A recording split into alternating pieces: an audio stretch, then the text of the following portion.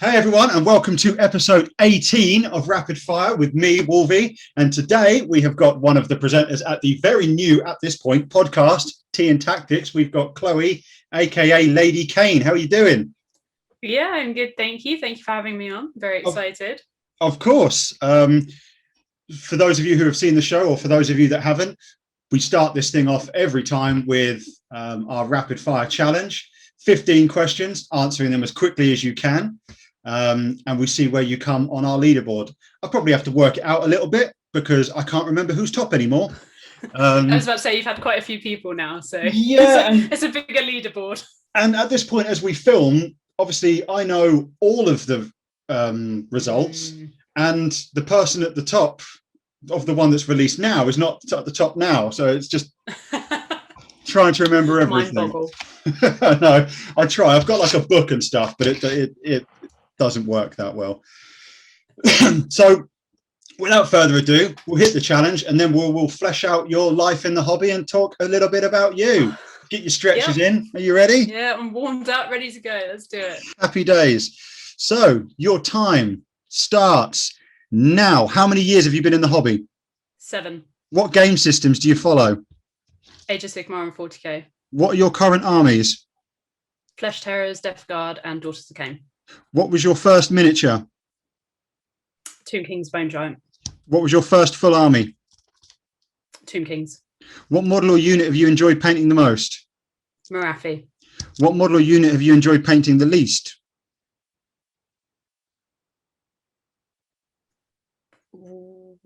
Necrons. What was the last model you completed? Death Guard. How much hobby time do you get per week? 4 to 5 hours. What is the current model you're working on? Death Guard. Your single favourite thing about the hobby? The community. Least favourite thing about the hobby? Gatekeepers. Who or what got you into the hobby? Just walking past the Games Workshop store. What keeps you in the hobby? The community. And what is one hobby target for this year? Finish my Flesh Terrors. That's it. That's the 15 questions. Oh. You wanted to be less than 2 minutes. I told you that you would be less than 2 minutes. You did it in 1 minute and 6 seconds. Yes. Which, if my memory serves me right, and I've got no idea if it does, puts you around third, I think. I'll take that. I stumbled. Genuinely think. So obviously the quickest at the moment is Mango Smasher Rose at 53 seconds. Yeah, that's a quick time. But some of the answers to her questions were just the word all, and unfortunately for her, that is true because she's working on everything. So, which is completely fair play. So, when you were walking past that Games Workshop, then the first time that you laid eyes and lovingly stared at whatever model it was from across a crowded shopping centre, what was it that made you walk in? What drew you in? I was about 13 or 14, so I think it's like the start that most people have in the hobby when they have like their first start in it. Yeah. And I was literally in town with my dad, and we just walked past this shop, and I'd never paid much attention to it before. And I glanced in, and they had like the Lord of the Rings miniatures in the window and stuff like that. And I was obviously the films were roughly out about that time, and I was like, oh, I'd really like to go in and have a look. And I went in, and it was just kind of like falling into a black hole of like, oh my God, there's so much choice and things like that. And then I saw the Tomb Kings, which at that time I think were quite newly released. And I ended up leaving there with the starter box set for Tomb Kings, you know, your clippers, your glue, you know, having no idea really what I was going to do with any of this. Because, you know, when you first walk in, it's a very basic introduction. And then for a good couple of years, I regularly went into the store, and back then they did like these classes, and like on a Sunday you could go in and you'd be in certain groups and you'd learn how to play, and you'd like graduate up into the next group and stuff like that. So that was sort of my first time round with Games Workshop and Warhammer. So that was obviously you went in on the old fantasy world, as they call it now. What model in 40k made you go, "Oh, I want some of that"? What did you see in 40k to go, "I like, they're shooting guns over there"? So for a very long time, I was very much in this, I will only play fantasy. I'm only going to play Age of Sigmar. Like, I only have time for one game system. So 40k actually came super recently with the release of Indomitus. Yep. And I'm a bit of a magpie. So basically, if you tell me something is going to be limited edition, or something within that box is going to be limited edition, like that thing over your shoulder there. Yeah, like Curse City, which technically wasn't meant to be limited edition, but has now subsequently become limited edition. But we won't go onto that touchy subject. I don't want to upset people, even though it's like on display there. But it is right there. It's right there. So I thought, you know what? It's a new edition. They're bringing out a really cool box, and I actually like the miniatures in there. The sort of Space Marine half with all the characters in there, the Blade Guard veterans. I really like to look at those. So I thought, you know what? I'm going to get a copy. I didn't pre-order it. I was actually at work that day as well, so I couldn't even get to the store at 10 a.m. opening and be that really eager nerd at the front of the door, like, let me in. So I got home from work and I was talking to my missus and I was like, oh, do you know what? I really want it, but I really doubt there's going to be any copies left. So I ended up calling my local Games Workshop, and he sort of laughed on the phone and he was like, yeah, we've got plenty of copies. I went in and they still had like 15 copies of it, because obviously they'd focused on putting quite a few into the stores at that point. And also I think the made to order thing had just come up as well, so there wasn't such a mad rush to get a copy. So I ended up with that, and over the last few months, it's been a very slippery slope from I've got one 40k army and I'm doing Flesh Terrors to suddenly I've got Death Guard and I'm doing them as well. So I've gone from 0 40k in many years of the hobby to almost having 2 full armies and never played a game. So yeah, it does say well, it gets you. Hopefully, with the way the UK is opening up as we film this, the UK is opening up on Monday, so you can start having people in the house, which means obviously people can have games. A lot of game stores and stuff can start taking bookings and stuff like that. But we are going to talk about Death Guard because they're my great love. They didn't used to be with a name like mine, obviously a nickname Wolvie, my surname Wolverson. I had Space Wolves for the longest time, and throughout all of my life, I've always had Space Wolves. But they got basically binned off and sold. But I'm all about Death Guard now, ever since starting them a couple of years ago, and I absolutely love them. What drew you to them? Because yours are purple Nurgle, and I like that. It's different. But how did Death Guard grip you? I just actually really enjoy how ugly the models are, but brilliantly ugly, if that makes sense. Like, there's so much character. Like, I'm looking at Typhus sat on my shelf at the moment, and him next to a normal Space Marine, he's got so much going on. There's so much detail on that one model, and it's the same across the entire Death Guard range from like a Plague Marine up. There's something very unique about each one of them, like in the way you can build them. And I also really love Nurglings. There's just something about Nurglings that they're great. Obviously, like in the lore, you just can't not adore them. They just jump all over these Plague Marines, and they love them and respect them. Little lordlings and stuff they're called, and they just take shits and fart over them, and they just accept spread that. Some plague. Yeah, spread some plague, and they're just great. Like it's So I think it sort of just came down to their aesthetic, really, because it is quite different to most of the sort of Space Marine legions that are out. So that's pretty much why I went with them, because I find they're quite forgiving models to paint as well, because it doesn't have to be perfect because it's Nurgle. They can be quite gribbly. Like my next thing here is this Demon Prince here. Ooh, nice. And I've got 2 Demon Princes, and you're not allowed more than one, but more Demon Princes is never a bad thing.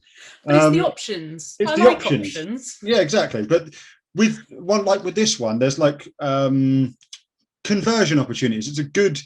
I'm not amazing at conversions. That's just not necessarily how I am. I'm good at painting quite clean, but and conversion opportunities are great. So like you say, it's not about that perfect painting, but you can just, it's a good way of getting into, right, I'm going to add some extra bits here, and I tend to use them as like palette cleansers between my other projects that perhaps require a bit more sort of focus on clean painting, as you say. So with the Flesh Terrors, or with anything I'm working on for Age of Sigmar, so like Curse City at the moment, I'm spending like quite a lot of time on those models, because and they look great. The ones you've done so far do look really good. I'm going to give you full credit for that. Whereas my scheme for my Death Guard is quick and dirty. It's contrast, it's trim, it's wash, it's done kind of thing. So, but it still looks good. Like, I'm still happy with it. But it's kind of one of those things that if I've had a really long day at work or whatever, and I still want to do some hobby, it doesn't require a lot of effort, mental effort to do it. I can kind of just sit there and paint and watch things as I'm doing it.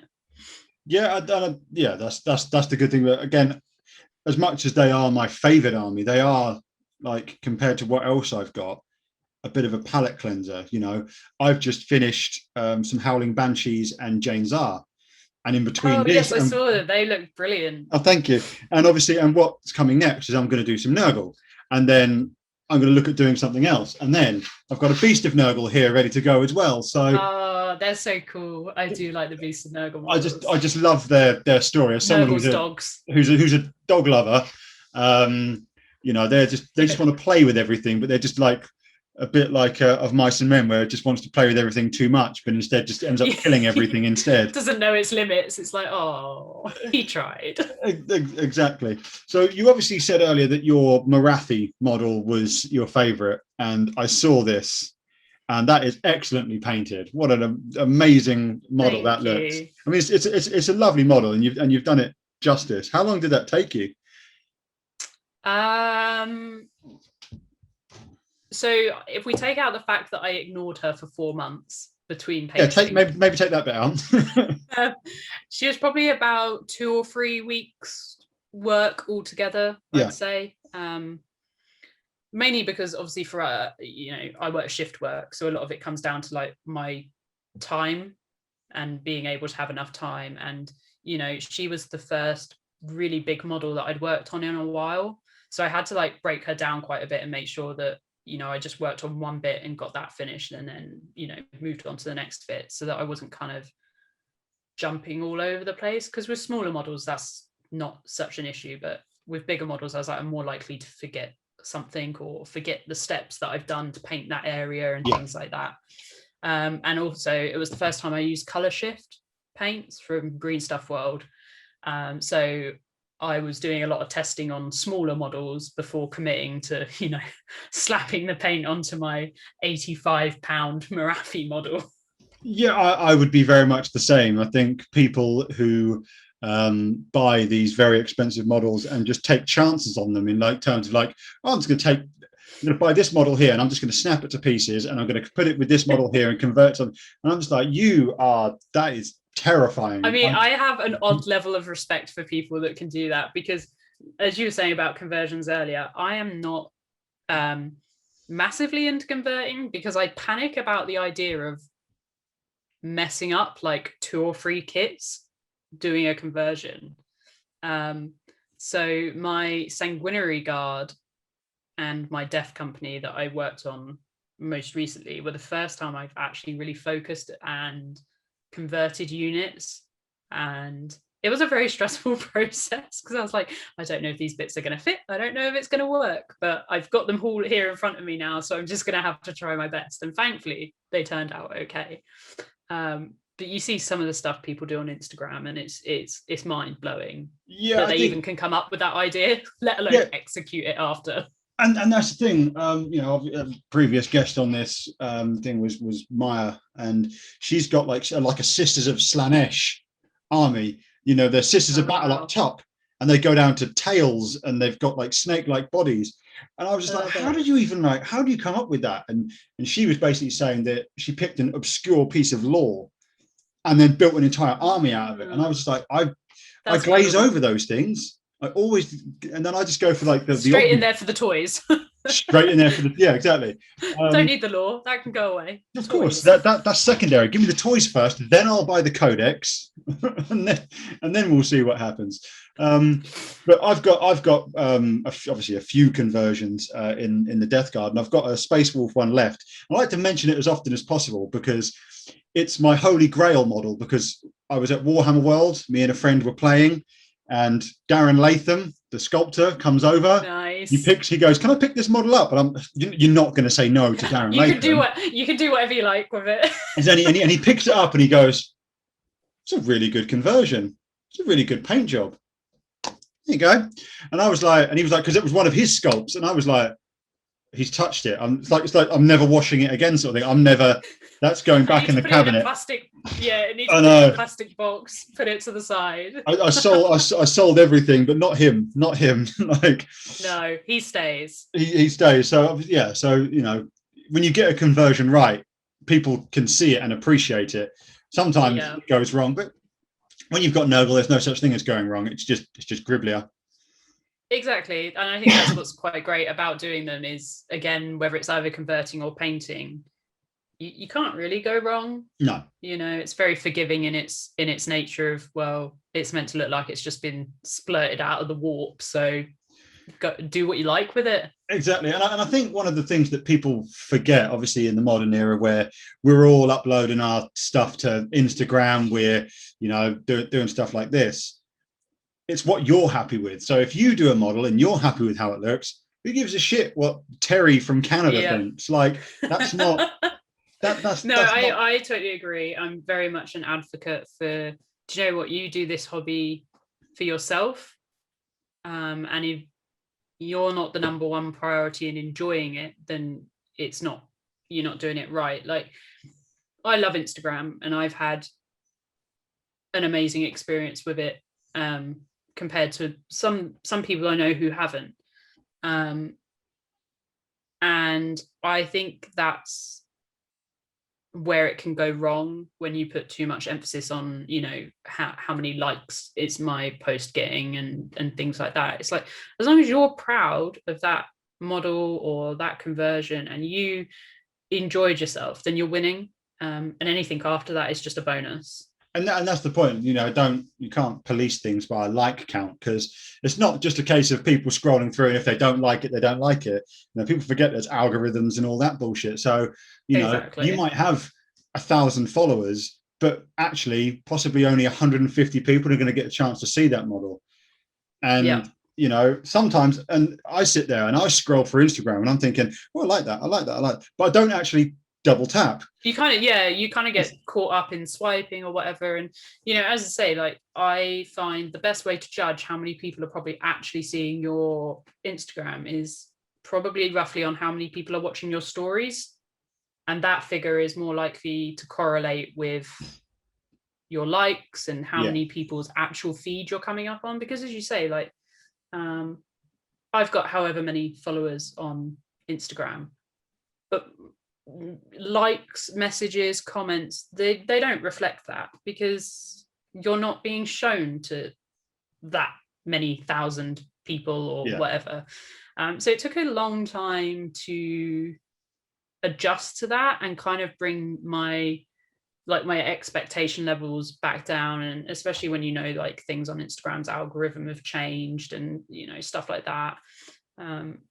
And it actually helped reset me to go back to just enjoying doing my hobby for myself and showing it to the people that I'm actually like friends with on Instagram and getting their opinions and stuff like that. As you say, compared to Terry in wherever Terry is, who I don't know. Canada. In Canada. That's right. Max will love me saying that. Yeah, no, Canada just has like a big Warhammer community, so that's why I picked Canada. But so, speaking of the box set over your shoulder, now it's like a limited edition trinket. Are you looking forward to playing it? Because I don't have a copy, but a friend of mine does. So I'm looking forward. Oh, well, at least you'll get to enjoy it then. Yeah, I'm looking forward to getting on the table and playing it. Now that obviously, all restrictions hopefully aside on Monday, I will hopefully actually be able to have some friends around to play it, because my missus is not interested in Warhammer in the slightest, and obviously she's the only person I live with. so short of trying to get my cat to play a game with me, and she's more interested in chewing plastic toy soldiers. Or doing that thing where they just knock the model just a little bit more each time. Which, I mean, that might work. She can move them around the board for me, but she doesn't have opposable thumbs, so rolling dice and things like that's probably not gonna work, is it? So I'm very excited that we're going to be able to have friends round, so I can actually invite my hobby friends round and play a game, because it does look brilliant. I've watched a lot of people playing it and on YouTube, or people streaming it on Instagram, and it does look like good fun. But I actually need to build all the models first, because there's quite a few. There is there is quite a few. It's a very there's like 60 models in the box. I've built the main heroes and some of the bad guys, so I've still got probably over half the box to build and paint. Because of how the game will no doubt play, you will need all of the pieces available. Likelihood, yes. Yeah. So because I imagine it's a lot of like, oh, you turn a corner, you open it, this is the sort of thing that comes out, and it's one of those sorts of situations. Jumps out. Yeah. So you meet so and so down an alley, so I imagine it's going to be like that. So which is never fun. So obviously you say you've obviously not played any 40k yet. No. But I assume you played a lot of Age of Sigmar?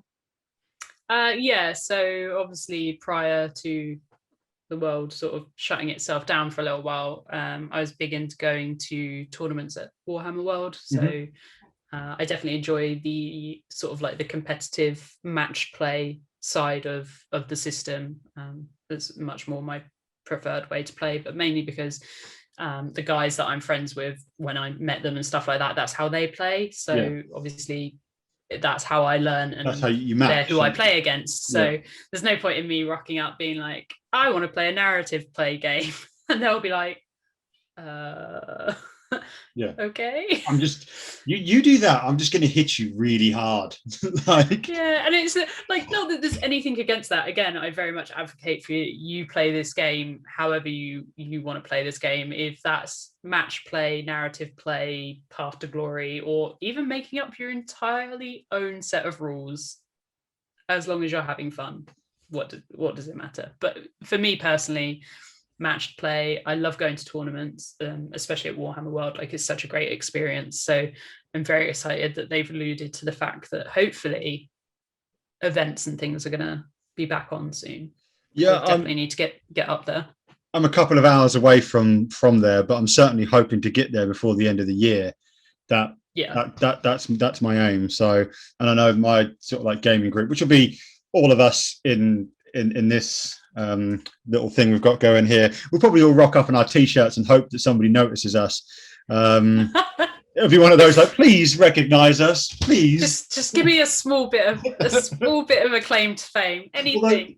Saying that, I'm literally the only person who's appeared on camera so far. So I was going to say, I didn't even know there was more of you. So no, well, this is the thing. I'm with. As we film this, the online Hobby Fest is obviously coming over this weekend. Yes. And I'm doing a co-hosted edition. So one of the other guys is actually dropping in. It's going to be on Instagram Live. So we're going to see how it goes when it's fully live. And you've got to do that awkward first 20 seconds of just sitting there waiting for people to see whether they give a shit. Kind of like. Yeah, no, I'm well versed in the starting Instagram lives and sitting there awkwardly waiting. Never done one. I've never done an Instagram live, and it's one of those things where you've got to remember that even when you're playing to a crowd of 2, because the little number will be in the corner reminding you how unpopular you are. Yeah. When you're playing to the crowd of 2, that in fact you can go back and put it back, and people can watch it in their own time. So exactly, because obviously, like, a lot of our community is so spread out across the world, time zones galore involved, and I know over Hobby Fest, I'm pretty sure occasionally there's a couple of people streaming at the same time and things like that and that whatnot. But as you say, you've got to remember that it's still something that you'll post later and people will still come back and watch it. So And that's kind of what I think anyway. Yeah, and that's the thing. But then at the same time, I was always told that even if you've only got 10 people watching it, if you were having a conversation with somebody and 10 people were interested in what you were saying and they were sat in the room, would you be happy with that? The answer is yes. Yeah. Of course, that'd be awesome. So, it's remembering that. But you have to remember, it's like that's 10 like-minded people that share the exact same interest as you. So that's, to me, is a win. And whether that's 2 to 200 people doing that, it doesn't matter. As you say, it's the same energy either way. Absolutely. And you got to build your reputation up somewhere, exactly. It's not always at the top. So always in the back of my mind is the Matthew McConaughey thing, like those are rookie numbers, got to get those rookie numbers up, but you've got to yes, but you've got to be a rookie first. So exactly. Everybody starts somewhere, and I can definitely sympathize with you on obviously having just started Tea and Tactics and putting your baby out into the world that you've been keeping hidden for months, and you've been working away on it. To put it out there and watch and wait, you're like, is it gonna pay off, or am I gonna nosedive? But everything has ups and downs, so you just kind of have to go along with the ride. And that's the thing. Obviously, you've clearly got good support from it. We'll talk Tea and Tactics now. You've obviously had good support on it because you're sat in your merchandise. You've got your merchandise on your chair behind you. Loads of people have been putting up pictures of them. Yeah. In that drip. Did I use that term right? I don't know if I did, but we are going to go down as the coolest people right now, or the cringiest, one or the other. Yeah, I don't know if I used that term right. I think I did. I try and be down with the kids, but obviously you've got that good support. There's a couple of episodes out there. There's obviously you've got your concept episode, which is where you're basically talking and. And obviously, and then the other episode that's out getting all the nerves out of the way in that first episode. Of course, which is ridiculous when you're recording it with your best friend and you're both sat there like. Oh. And I have this problem with nerves every time before having somebody on, whether they're someone who's really well known to the community or someone that the community's never seen before. It's exactly the same. I'm recording myself. I don't want to hear myself talk. Why am I doing this to myself? Editing is it's like some kind of torture having to listen to yourself back. But it gives an opportunity to meet people you wouldn't necessarily meet. And obviously your episode number 2, I don't know if you've actually started numbering them yet, but obviously you've got a Meet Max episode. One assumes the next episode is going to be a Meet Chloe episode. It is. I actually magically finished I didn't think I was going to have time to finish editing this week because, work life, normal life kind of sent a curveball at me very last minute. But I managed to, it's ready. It'll go live today. I know obviously people watching this will be watching this much later, but at some point it will be out and you'll be able to find it. So that will be episode 3. And then we've got the next 2 planned, which are basically going to be looking at mine and Max's favorite armies. So which armies we're known for. So I'm sure people will be able to have guessed which army I will be doing a podcast about. But obviously, you're going to be able to go into that in kind of your own time, and especially if it's in your own format as well. It's very different.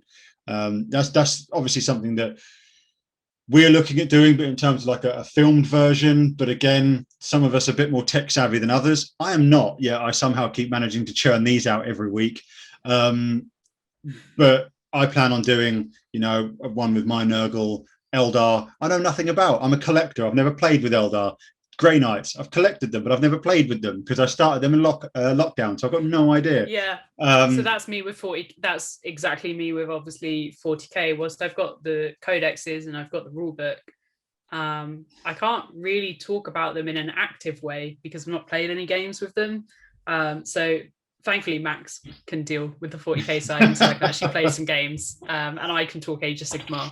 Though obviously a 3rd edition's coming out, so that could that can throw a curveball. I might have to read that first, but of course. So have you booked any games or started sounding out right? I'm aiming to play some games around then because I have arranged a trip to Warhammer World in July to actually finally meet some people that I've obviously met through Instagram who you know, they're not actually that far away from me, but because of rules and such, can't see them. I met my entire gaming group 20 minutes down the road through Instagram. So yeah, it's amazing, isn't it?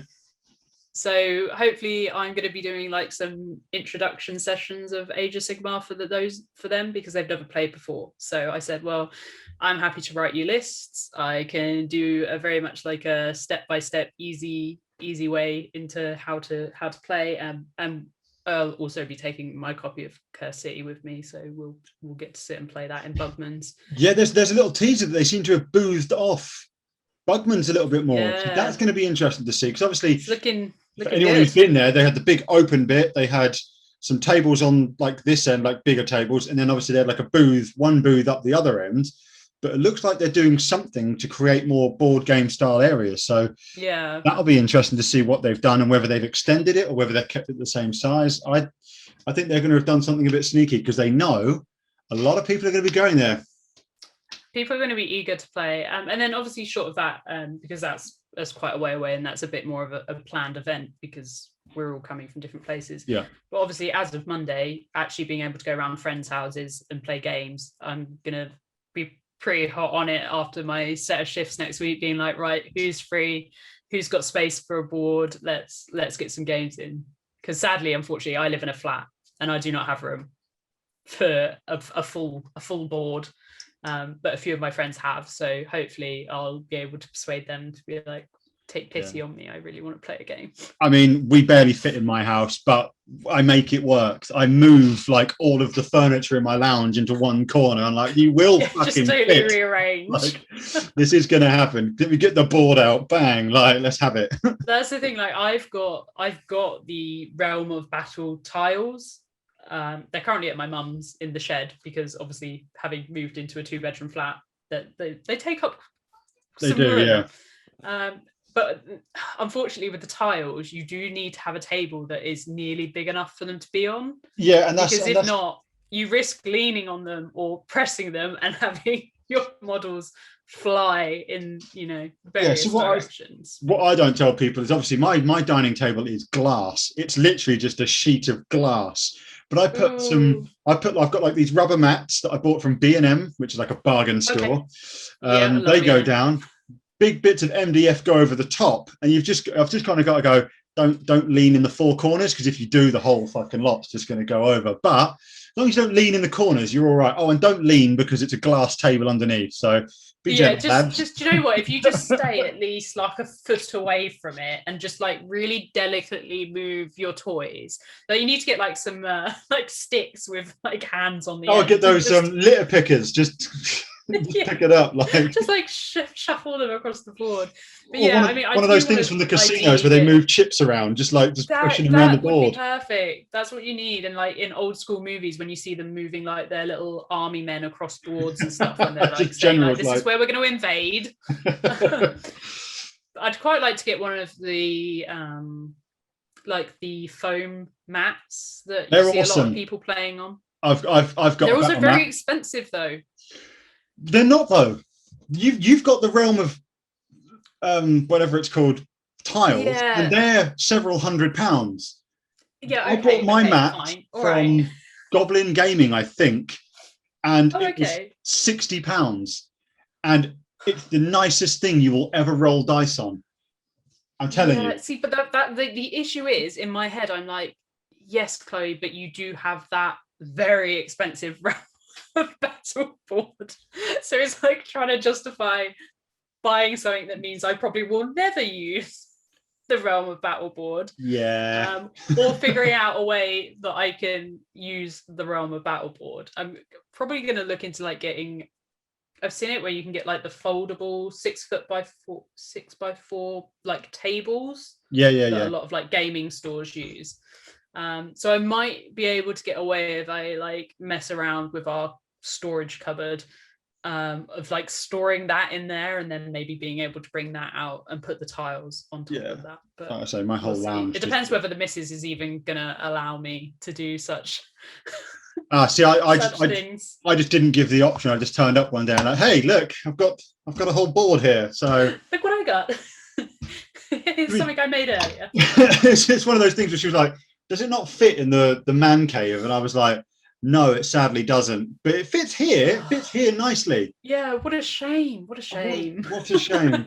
When we first moved in together, I was like, look, we're moving into a 2-bedroom house. We've got options. My shit can be everywhere. My comic books, my Warhammer, my other board games, my Star Wars shit, they could be all over the house. All my other nerd stuff. Or everything goes in a room, just one room. And you can decorate the rest of the house because I don't care what it looks like. And I just immediately got, yeah, deal. So that's the thing. So we're in a 2-bedroom flat, and our second room, it's basically half the room is hobby and my side, and then the other half is my missus' makeup table and stuff like that. But I spend 90% of my time in here compared to her 10% of when she does her makeup and leaves. So I've been joined by a very ill co-host. She's not very well, so I apologize, people. So we will. There's no apologies ever for dogs. And then she's like, actually, do you know what? Camera shy. Gonna go. I know. She's like, no, I'm not having it. Bless her. I actually think she wants to go to the toilet. This could be problematic. That's fine. Look, this is the bit you can edit out. We can put a funny clip here. It's fine. Yeah, I'll just put a picture of her. Bear with me for just a second.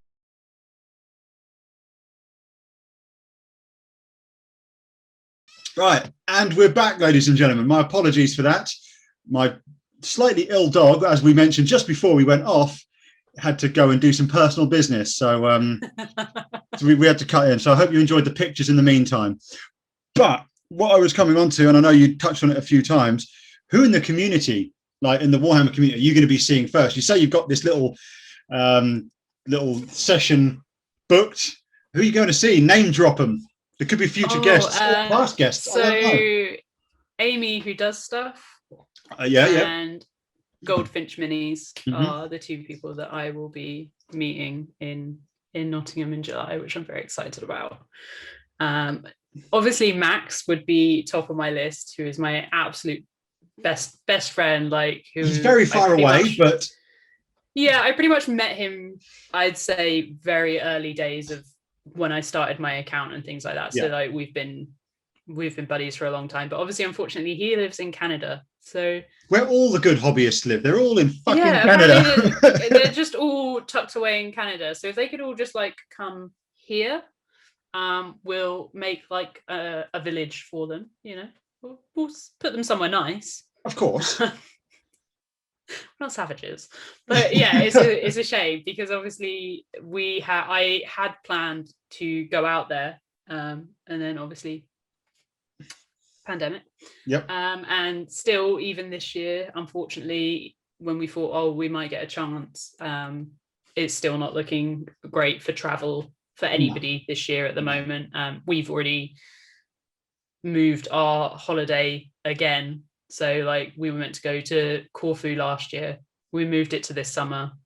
We've now moved it again to next summer. So, you know, third time's the charm. If not, I might just give up with that holiday after that. Be like, we're never going to Corfu. It's never meant to happen. So hopefully I can get out there next year. And obviously, as you say, there is plenty of other Canadian and American hobbyists. So I'm sure whilst being over on that side of the world, I would drop down. Obviously, Dark Elf Girl, who I'm really good friends with, stream with quite a bit. She's down in Oregon in the States. So, you know, make one big happy trip just across like Canada and America to visit everyone. The thing is, like, it's a weird concept because for us in the UK, we can get anywhere we need to in like 5 or 6 hours. Like we could get anywhere we need to, but you can pretty much get to Scotland in 9 hours. So that's, you know, another country technically. But obviously when you think about the United States, I'll go, if I was to go over there, I'd visit so and so and so and so and so and so, but they could be like thousands of miles apart, and it's like it's not quite as simple. There's going to be a plane. There's going to be a plane involved. There's no way. Like obviously it's funny because for Americans, like a 10 or 12 hour drive to them is nothing. No, you know, because that, again, obviously that's how vast their country is. So that's like our 3 or 4 hour drive is the equivalent of like their 10 or 12 hour drive. So I would love to do basically like the world tour of visiting everybody in the community. Anybody would. I think it's one of those things where if one of us as a hobbyist won the lottery or was suddenly a millionaire, you'd be like, right, I'm going to play every hobbyist I possibly can in every country. Like, you'd be going, right, hobbyists in Australia, honest, pick me up. I think I'd buy like a castle or a stately manor and just fly people in.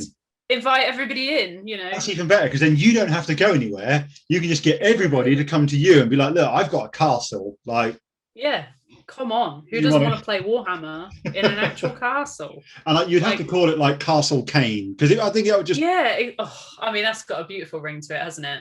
But don't spell castle with a K. You're better than that. Oh. You're better than that. Come on. You're not a Kardashian. You don't need to spell... I thought it'd be on... yeah, but then people might think I am, and I'll just get more like attention, They'll be like, ooh, double K. Gotta be a Kardashian. There's an unusual Kardashian sister who plays Warhammer? What is this? Could you imagine? But no, Castle Kane. I mean, it would have to be, wouldn't it? It's genius. It sounds perfect. So going back then to obviously the podcast and kind of how it came about. What are your plans for it over like its lifespan? What are you trying to I suppose give the community and take from the community? What's the 5-year plan? Maybe not 5-year plan. If you've got a 5-year plan, I'm a very organised person. Oh, okay. Well, hit me with the 5-year plan then. It's not a 5-year plan. Oh, okay. But I'm an organised person. It's like a 10-page document of ideas. Okay. Obviously, like, our main focus at the moment is the audio podcasts, because a bit like yourself, going into all of this, I've got zero technical ability, skill set, editing, all that stuff that you don't kind of realize is going to end up coming with it, because when you record yourself for an hour and then you listen to yourself back, I mean, I have lost count of the many amount of times I've said said and I end up cutting. I spend averagely about 4 hours editing a 1-hour podcast. So the editing side is so... it's more time consuming than you would think. But hugely. My issue is not necessarily saying words like or it's moving. I don't sit still. I have a real problem sitting still. So I'm constantly like adjusting myself in my chair and if my chair squeaks. This one does as well. I have to try and stay really still. Yeah, mine squeaks, but I don't think it's actually been caught on the microphone. But yeah, so if I was to try and edit out every time I moved, I'm quite a handsy talker as well, so it would be a massive problem. But yeah, sorry, carry on. Yeah, so obviously at the moment that is very much the number one focus. We want to get that down and be super happy with how that's all going. Eventually we do want to go to like visual podcasts as well, so obviously having us being recorded and very much obviously like sort of kind of setup you've got going on right now. I just don't know if I can take on editing audio and video right now. I might need some classes, I might need to go on a course for that. Yeah, because otherwise you're going to have these like clips of people like all back to front and it would be a nightmare. Because as I say, it's one thing to edit your audio and it's a whole other ball game to do audio visual. So I have the utmost respect for people that do currently obviously already do that. 100%. But working a full-time job as well on top of obviously trying to do this sort of stuff, you kind of have to accept where the limitations sit and what's achievable with the time you have. But that is on the cards. We would also really like to go onto Twitch, so move like the Instagram lives that we do over onto Twitch, just because it's a better platform for doing lives. There's a lot more you can do on there, and obviously in terms of subscription and stuff like that, so if you're looking to try and get some sort of income out of your time, that's probably the better platform for doing it all on. I know it's super popular at the moment as well with a number of hobbyists. A lot of people have made the move already, but again, it's just something that's kind of like on the to-do list. It's going to involve some technical stuff and setups and things like that. So yeah, so hopefully that's kind of like the 3 things that we do want to do. Obviously the first one is very much ticked off and we're getting comfortably into our stride with that. And then obviously we kicked out the merch as well, so that was quite cool. there's nothing better than you probably know it when like it turns up and you're like, oh wow, like that's my logo on something, that's something I've done, I'm like super happy with it, and obviously sending it out to other people. We're looking into like merch and stuff like that. We'll probably use a similar service to what you guys have, but yes, obviously having this t-shirt is pretty cool. Sometimes I lose it because I only literally wear it for these, because I don't want to dirty it, I don't want to ruin it, it's my only one. So I literally have it hung up on the back. Sometimes I'm like, oh no, then it goes in the wash and I can't. So you see me sometimes sitting here in just like a hoodie and stuff, but we've got, well, I say I've got this. This was I like the mug. That's cool. Yeah, this was my other half's idea. She just kind of was looking at it going, you're drinking from a cup, like that's from a football team. She says, no one gives a shit. You want to look professional, get yourself one of these sort of thing. And then obviously this turned up a few days later. So it's so true. And we're quite lucky that on the podcast we're not visual yet. I mean, not that we lack at all for for the visual stuff. Like the amount of hoodies and t-shirts I've got already is just ridiculous, because there's just something really cool about wearing your own merch, like something you've put a lot of time and effort into. So I kind of went overboard when I was ordering the samples. I was like, I'll have that color, I'll have that design, I'll have that. But I will get a mug eventually when obviously people can visually see what I'm drinking out of. Of course, I think it's quite cool. And I'd say it's just one of those little things that just look. I mean, I've given the giveaway now, but obviously it's just one of those things that just kind of looks kind of cool. Yeah, definitely. And like I say, when it's your logo and it's something you're involved in, like it's so much cooler. And I imagine it's always like that little bit of excitement and a little bit of like magic to seeing it. It's like there's that little belonging. It's that little, I created that, or I helped to create that. Like, this logo I designed. This logo, one's my name. Yeah, this is just my name. I wrote that. The logo was just designed like on Microsoft Paint, I think. Is literally nice. I know. And then it just kind of developed from there. I just did it one day at work on lunch break, just thinking, just when I was like spamming ideas, and like I say, it just comes to fruition. And now pretty much we're getting dice made. The way it all happens. We've got some dice with the logo on their way, and we're all very excited about those. So we'll see. It's top tier gaming once you've got your own dice. You can live up to the hype. Then I'm not saying she's going to interrupt this too many times today, and it's going to be a problem. She's usually good. She's like, here's my opinion on your dice. I don't care about your dice. They should have my face on them. I know. I would love to have her face on them, but unfortunately, that's just not going to happen. And if she barks one more time, I'm going to launch myself over there. No, I'm kidding. I love her. I love her dearly. I thought it was going to be my cat that made a noise and interrupted this, so I'm glad it wasn't my animal that's misbehaved yet. Yeah, me leaving the room so she can go to the toilet, I'm editing out. Her doing that, I'm not. I'm just not that good at editing. So if you're watching leave it. It's fine. It adds aesthetic. We're cool. I'm sorry. I'm a human being and I have a dog, so love it. What are you on about? It's totally professional. Of course. It's okay. Of course. Nobody's ever angry at animals. It's all right. We can be for a few minutes. Like, what did you do? And then you're like, oh, I can't stay mad at you. Well, that's the thing, isn't it? So it's just like, oh, there's no point. There's no point. Because I know in 30 seconds I'm going to love you again. So yeah, that's what I say to the missus. Like, if there's ever like a disagreement, look, we could waste time arguing about this, but we're going to get on again, so we may as well just get on now. It's just like, exactly. Yeah, it's always that case of I don't like you right now, but I still love you. Yeah. So like, it's okay. Do you know what I mean? It's exactly that.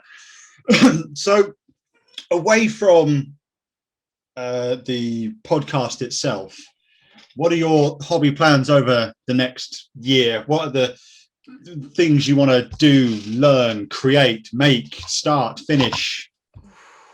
God, I mean, the possibilities are truly endless, aren't they? So most on brand at the moment is I want to do the Soulblight. I want to do a Vampire Army. I mean, obviously their release. I don't play Age of Sigmar, but they're awesome. They are awesome. They're very cool. Lovely. They were basically, when I got back into the hobby, it was a toss up between Dark Elves, as they were at the time, or vampires. It was a very close choice, but obviously Dark Elves won, and that's very much like where I've been. And it also came down to like some of the kits for vampires at the time, a bit iffy, and metal and fine casts and stuff like that. And I mean, that's a whole show in its own sense of why I don't like we don't use the F word on this show. It's dirty.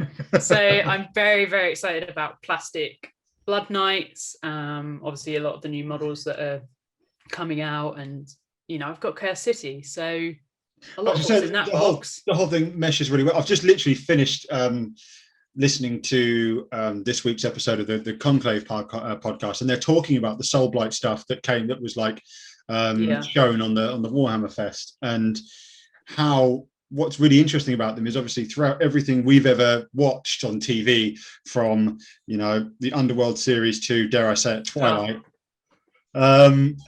You started off so well. I know, but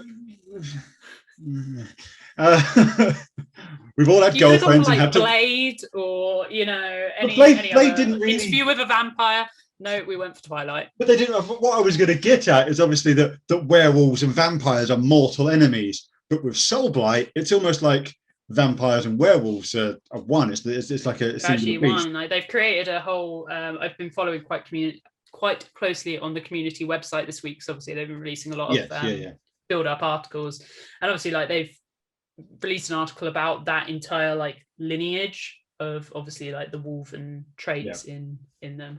So I'd be disappointed if you didn't start an Age of Sigmar army now.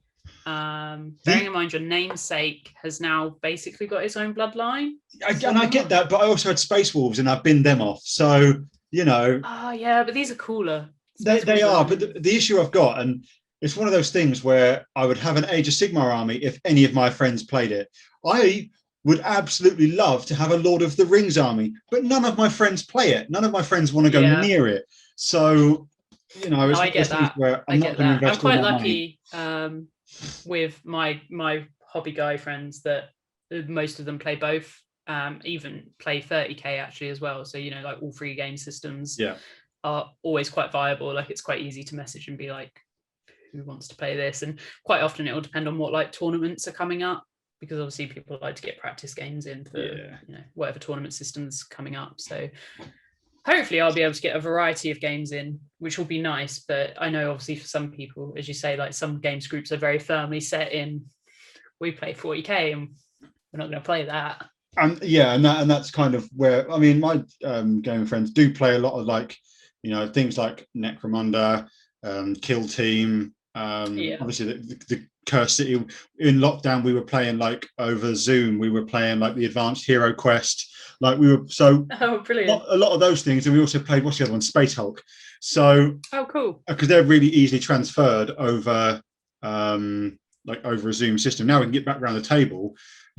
Hopefully we'll play more games like that as a group, but usually it's like, 40k. Like I have a similar job type to you, working shifts and stuff like that. So when I do get to play, it's like, I just want to play a game of 40k. I just want to play it. Yeah. And you kind of forget that there's always other. Like I've got a Blood Bowl team, and I played one game. Yeah, everybody has their first love, don't they? Of course.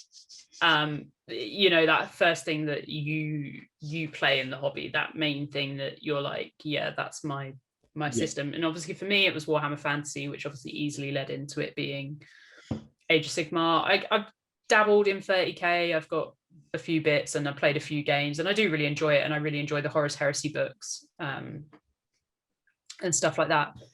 But I never, even though my friends do massively play 40k, I never really got into it during like 7th and 8th edition, which was sort of around the time that Age of Sigmar and stuff like that. So, I get that everybody has their preference. I just like variety, and any excuse to buy plastic models means, well, if I play every game system, I'm never going to be short of them, am I? Well, that's the thing. Like, I've got a Harry Potter. I've got the Harry Potter miniatures game.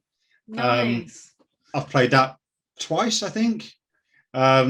I've got the Batman miniatures game, because my first love, other than Warhammer, is Batman. Like, you can't see, but the shelves behind you are just chocked full of Batman comics and memorabilia. That's a pretty good choice. This arm here is entirely Batman related tattoos, and there's also everyone, because there's like a bat there. That's like my major love. So there is something I love more than Warhammer, which is very shocking for Oh, I know. don't know if we can keep you now. I know. I'm just going to be shunned. That out loud. Ooh. All my followers are gone. Like, this is it. I'm just going to go down to nil followers, and going to be like You're gonna have to start doing ones about Batman, I'm afraid. That's okay. There's about 4 Batman miniature game players in the world, so I'll track them down somehow.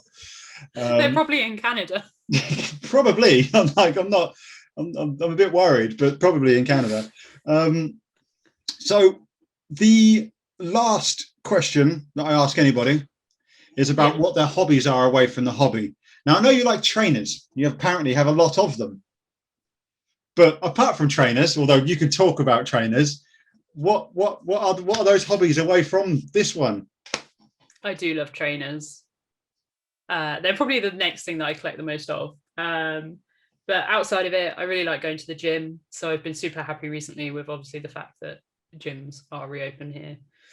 And then most of the rest of my time is probably spent watching films, playing PlayStation, actually maybe occasionally spending time with my other half. It's quite important. I find, if I want to get away with buying the amount of Warhammer I do, then, occasionally I have to pay some attention to her. But yeah, I'm pretty chill, really. Just go to the pub, go to the cinema, stuff that obviously once upon a time was very easy to do, but at the moment is not. But yeah, I don't have any other like hardcore hobbies, if that makes sense. I just sort of deem it like my other normal non-Warhammer nerdy stuff. So so speaking of like the pub, because I love the pub. How well do you talk about the pub? Okay, we're going to talk about the pub potentially. So I don't know how close you are to Nottingham, whether you are in Nottingham. 2.5 hours. Okay, so on a good drive, and that's roughly how far I am. But how often have you been out in Nottingham? This is obviously where the home of Warhammer World is. So we're getting to the point. I've only been out once, unfortunately. Holy shit! So I spent a lot of time in Nottingham when I was younger because my dad used to live in a town just outside called Long Eaton, which is actually a little bit. Okay, yeah. So it's very close to Warhammer World, and obviously got to go there when it was like the gaming. I forgot what it was called now, like gaming hall or something. I can't remember, but yeah, back in the day. Yeah, back in the day. I feel old now. But the bars in Nottingham are some of my favourite bars in the world. Like, I'm just going to name drop a few. So if you ever get the chance to go again, if you go in July, you have to go. You have to go to the following places. You have to go to the Pitcher and Piano, because who doesn't want to get fucked up in a church? Yes, I have heard about that one. It's a church, and it's just got this giant bar in the middle, and I mean, like that's awesome. If you like your metal music, for example, I think I know what you're going to say because it's the place I went. You've got the Pit and Pendulum. No, not that one. So you've got the Pit and Pendulum, which is where you can sit in thrones and drink from goblets which are named after diseases and shit. It is awesome, and there's just heavy metal playing in the background. Like, I mean, heavy metal, Nurgle. I mean, come on. Exactly. Selling it to the nerds. 100%. This is why I'm putting it on. This is a public service announcement for anybody who hasn't been to Nottingham. So you've the world reopening again. Of course, you've got the Alchemist. Here. You've got the Alchemist. Now I don't know if you've ever been to an Alchemist. I've googled that. Yeah, it looks awesome. They're awesome because you get drinks where like you take a video of them and like you get an animation on your screen. It's the most phenomenal thing I've ever seen in my life. I had a Battenberg as a drink, an alcoholic drink. Like, what the hell? That's cool. And the last drink I had from there had fairy liquid in it, and it was very nice. I didn't know that was edible, but okay. Apparently, it is. Do now. And then there's Donuts, which is a donut company where the donuts are about that big, and they do what they call pond donuts. They don't have a hole all the way through, but they've got like a pond of something in the middle, and it's just. And you and I get discount. Just saying. Oh. Perfect. I'm in. Gimme. So I love donuts. And that might. Oh, and Red's True Barbecue. If you're a meat eater, you're a carnivore of any kind, get yourself there because their chicken wings are from swans. I swear to God, their chicken wings are longer than my own arms. They are massive. And I've had a very limited experience of the outside of Nottingham, like outside of Warhammer World. So we went to Hooters, obviously, and we went to Rock City. Yeah, obviously Rock City is also good, but those ones the Pit and Pendulum is very, very near the center, and it's just awesome because it's like a base. Oh, cool! I really like the sound of the one. Yeah, with that one with the goblets and badassery. Like, I mean, I'm definitely going to go there now in July. Yeah, if you it depends on what day of the week you're going. If you're going during the week, it is empty. If you go on the weekend, or going on a Friday. Well, there you go. You have to swim through black leather to find your seat, because that's all you've got. You've just got leather trench coats. Fucking, it's like walking through leather trench coats to get to Narnia. You know, so they'll like be us. My missus will be like, I just want to sit in the throne and have a goblet. We can go after that. Yeah, all the thrones are downstairs, so just remember that. Right, there we go. Head downstairs. Yeah, head downstairs, because that's where all the cages with the weird shit in are. Great aesthetic. Whatever tickles your pickle, I suppose. So there you go. We've almost finished this episode with a public service announcement for people who are going to Nottingham, and there's going to be lots of you. Let's have it right. There's going to be a lot of people. And if anybody's going at the end of July, I might see you there. There you go. See, and let me know. In the Pit and Pendulum with a goblet, swimming in black leather. Just that's the way forward. So all that's left for me to do, Chloe, is to thank you for coming on. Thank you for having me. To tell however many people are watching this to go and find the Tea and Tactic podcast on wherever you find your favorite podcasts. Many platforms. Many platforms, wherever you find your favorite podcast, and obviously to follow you on Instagram, and to find you on Twitch when you eventually begin twitching. Eventually. Twitching, is that right? Do you twitch? Twitching. To Twitch. Yeah. To Twitch. However you wish to say. Whenever that happens. Obviously, the details are below Chloe's picture here. So you're about third. We figured this out. About third in the table in terms of how. Do you know what? I'm not last, and it was very much under my 2-minute, goal. So I'm going to take it. I'm going to be proud of that. If it wasn't for the really long pause where you went blank for one thing, you'd have been under the minute mark. There was about 6 seconds that you but. It was still very quick. But thank you very much for coming on. No, it's been really good fun. Thank you. Apologies for my dog. Never apologise for the animals. They're allowed to do whatever they like. Of course, and thank you very much. Thank you. Cheers.